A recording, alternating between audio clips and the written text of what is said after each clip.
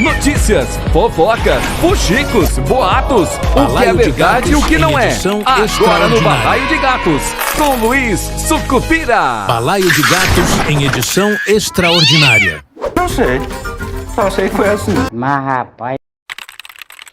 Olá, ouvintes! Sexta-feira, tá? No dia 24 de janeiro de 2025, Balaio de Gatos Extra agora para você, tá?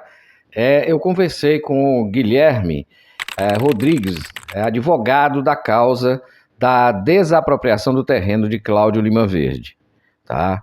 O Guilherme Rodrigues, advogado, ex-defensor público, também integrou o departamento jurídico do Sindicato dos Bancários do Ceará, atualmente é procurador do município de Fortaleza, desde 1995, e é especialista em Direito do Trabalho e Gestão Pública, mestre em Direito e Gestão de Conflitos. E a gente conversou com ele, tá? Bom, vamos direto ao assunto, tá? Eu perguntei a ele como está a questão deste precatório. A época que esse processo tramitava na vara, na comarca de Iguatu, era processo ainda físico, em papel.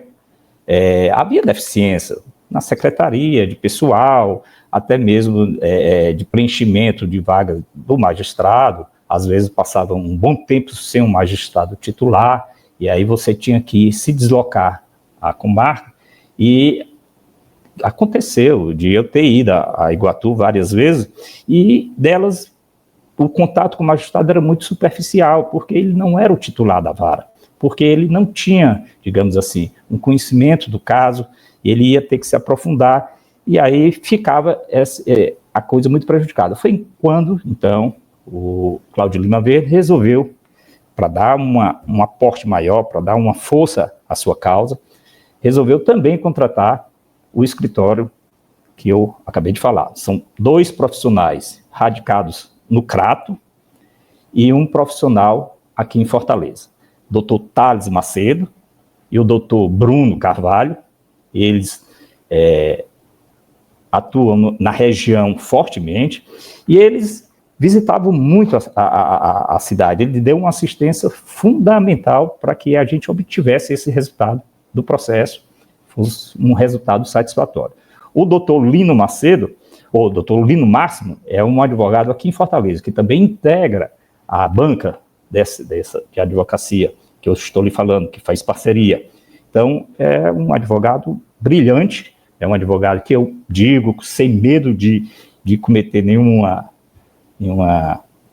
erro, é um advogado que tem ensinado muito a gente. Então, assim, tem sido uma aprendizagem para todos. Todos têm, a gente é satisfeito, a gente é muito unido, a gente conversa tudo, a gente discute, e é por isso que eu acho que o processo está bem encaminhado. Também perguntei a ele sobre se eles foram procurados pela gestão. Olha o que ele falou.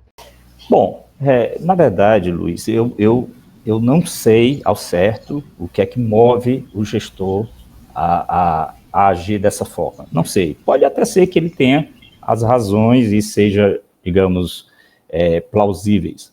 Bom, mas eu acho que o que não é razoável, todo mundo há de convir, é que ele sequer, diante de uma gravidade do problema desse, ele sequer convidou para conversar. Conversar não quer dizer que vai fazer o acordo, conversar não quer dizer que ele está fechado no negócio, conversar para poder sentir, saber realmente qual é a nossa intenção, o que é que está acontecendo, o que é que a gente estaria disposto realmente, quais as condições, para ele analisar, mas ele não, nem sequer ele ouviu. Então isso aí é um modelo de gestão que eu acho, sim, ultrapassado. Já vi que, em termos de gestão, ele está, eu acho que, tão mais atrasado do que os anteriores. Doutor Guilherme, o que motivou a família e os advogados, representados pelo senhor, a prestar esses esclarecimentos? A gente sente, a gente se solidariza realmente com o sofrimento das pessoas, de quem realmente mais precisa do serviço público, né, municipal, quem mais está necessitando disso, e você vê que é uma coisa irracional. O sofrimento da população de Iguatu não é condizente com o estágio de vida que nós temos hoje. Ele não é o vilão da história, ele apenas é mais uma vítima dos desmandos da administração. É isso que eu queria deixar claro, e é isso que a gente pretende, é esse tipo de mensagem que a gente pretende deixar para a comunidade. Estamos abertos, sempre estivemos, e na hora que for necessário, a gente vai realmente resolver bom fim nisso, que eu acho que não tem sentido postergar a solução desse problema. Bom, digamos que o prefeito decidiu negociar um parcelamento do precatório, como ele foi buscar fazer com a Enel, né? E que toda a negociação desse certo. Fosse feita a minuta de acordo e encaminhada para homologação e posterior desbloqueio. Em quanto tempo o senhor estima que essas contas estariam desbloqueadas? Luiz, eu posso afirmar com muita tranquilidade que a gente sentando, conversando e chegando a um consenso, a gente transmitindo isso para o tribunal e sendo homologado, em 1, 2 dias as contas são desbloqueadas. 1 ou 2 dias. Hoje tudo o sistema é online, tudo é rápido. Eu acredito que 1 ou 2 dias tudo estaria resolvido, se houver boa vontade. Ele foi ao Tribunal de Justiça acompanhado do deputado federal Danilo Forte. Ele foi e disse que estava muito esperançoso. Vamos supor que a decisão do Tribunal de Justiça fosse favorável ao que ele pediu. E o que foi que ele pediu? Ele pediu para parcelar essa dívida. Parcelar como? Aí tem que explicar. Ele pediu para, como o valor do precatório é um valor expressivo, ele ultrapassa 15% de todos os outros precatórios juntos, a própria Constituição prevê que o ente pode pagar em 6 parcelas anuais, ou seja, pagaria no primeiro ano de entrada 15% do valor e mais 5 parcelas iguais, corrigidas, a cada exercício. Ou seja, ele teria o mandato dele todinho, parceladamente, para concluir a quitação desse precatório. Foi isso que ele foi pedir lá no Tribunal de Justiça. E se ele tivesse conversado com a gente, muito provavelmente a gente teria conciliado. Não sei se nesses termos, mas muito próximo a isso. Não precisava ele ir ao TJ, pleitear uma coisa e passar a decepção e passar para a população como se ele estivesse brigando, querendo resolver o problema, que na verdade ele não está. Se ele quisesse resolver, ele tem a caneta, ele tem a determinação, ele já podia ter passado uma régua nesse problema. Nós podemos afirmar que o fato disso ainda não ter ocorrido possa se dever a uma má vontade do prefeito Roberto Filho? Que só há 2 possibilidades. Ou má vontade, ou ignorância em fazer a gestão do município. De 2, 1. Má vontade, eu vejo, e aí é muito grave, ultimamente, ele tem mudado um pouco a linha de atuação. Ele foi ao CNJ e foi novamente ao Tribunal de Justiça, renovar pela 3ª vez no Tribunal de Justiça o pedido, e para não dizer que está indo pela 3ª vez sem nenhuma novidade, ele acrescentou uma, e que é totalmente um delírio. E agora ele está dizendo que a perícia foi feita de uma forma equivocada, com um profissional que não era habilitado, porque houve condescendência do ente público e seus agentes. Bom, doutor Guilherme, a gente sabe que a paciência tem limite, né? E vocês já têm uma causa ganha, o trânsito em julgado. Bastaria esperar que o dinheiro fosse juntado e receber tudo de uma vez só, né? Diante disso, a família pensa em que pode desistir de negociar? Na verdade, assim, na vida isso é normal, você tem hora que você esgota a paciência, né? A boa vontade, por mais que ela seja o norte, por mais que ela seja o princípio maior, isso pode se acabar, obviamente, pode se acabar. Por quê?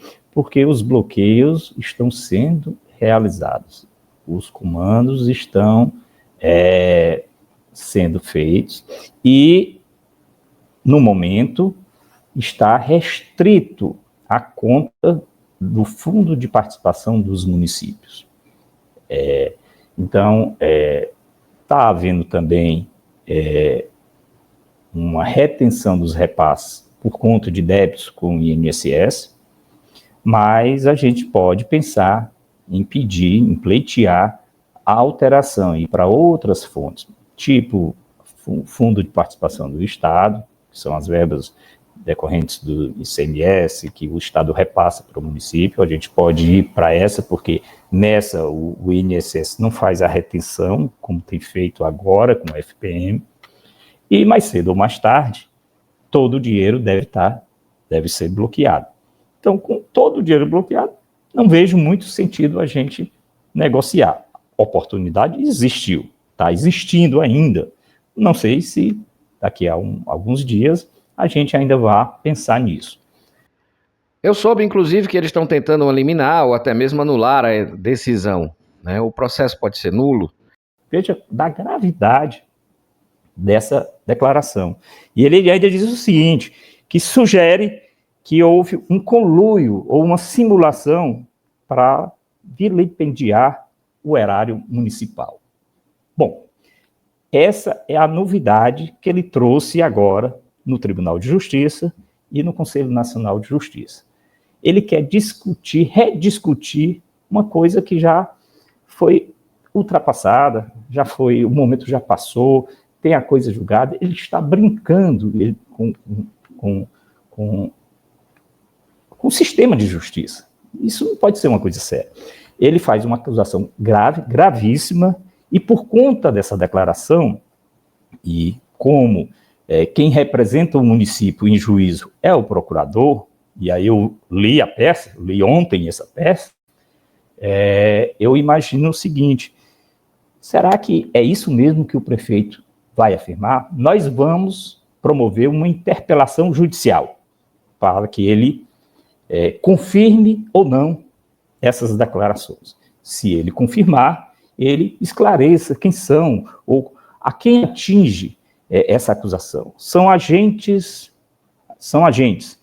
Então, assim, são agentes, mas aí, houve conluio? Então, até os advogados estão envolvidos nesse conluio, porque a gente trabalha de forma séria. Então, a gente precisa ver, de uma irresponsabilidade tamanha, que isso acaba respingando em outras pessoas, acaba respingando até no sistema de justiça, como se ninguém trabalhasse sério. É uma coisa assim, que você custa acreditar. A gente não viu muita vontade, muito interesse por parte do gestor, e ultimamente, quando saiu o resultado aí, foi eleito um novo gestor, eu fiz uma pesquisa no Google para ver o perfil dele, e aparentemente eu fiquei animado. Bom, me parece que é uma pessoa que veio aí da iniciativa privada e parece que mexia com gestão. Pode ser que ele tenha uma visão mais tranquila, mais moderna. Mas, assim, realmente me enganei. Tanto é que nem no período de transição, e muito menos depois que ele assumiu, ele não nos procurou, não deu um telefonema, apesar dele, que inclusive na entrevista coletiva que ele deu, realmente você foi um porta-voz importante para a família, né? E passou o recado, passou o número do telefone, mas nada, não houve contato algum. Então isso aí é um modelo de gestão que eu acho, sim, ultrapassado. Já vi que, em termos de gestão, ele está, eu acho que tão mais atrasado do que os anteriores. Eu acho que depois dessa entrevista, se pelo menos ele não conversar, não quero dizer que ele não tem a obrigação de fazer o acordo, pelo menos conversar, saber o que é que a gente pensa no sentido de resolver isso, realmente fica muito claro que não há compromisso nenhum com esse sofrimento que o povo de Iguatu está passando. E foi isso, pessoal. A gente está trazendo para vocês um resumo do que foi a entrevista com o Dr. Guilherme Rodrigues, que é advogado da causa de desapropriação do terreno de Cláudio Lima Verde, o tal precatório de 33 milhões que hoje tem gerado toda essa situação desse decreto, né, de calamidade financeira que, na minha opinião, não se sustenta e é só uma cortina de fumaça, né, para quem não quer resolver o problema, né? Enfim. Balaio de Gatos em edição extraordinária. Eu sou Luiz Sucupira e esse foi o Balaio de Gatos Extra, falando só dessa entrevista. Importante entrevista. Amanhã a gente volta. Tchau, pessoal. Tinha uma mentira na minha história. Só sei que foi assim. Pra frente, Sucupira!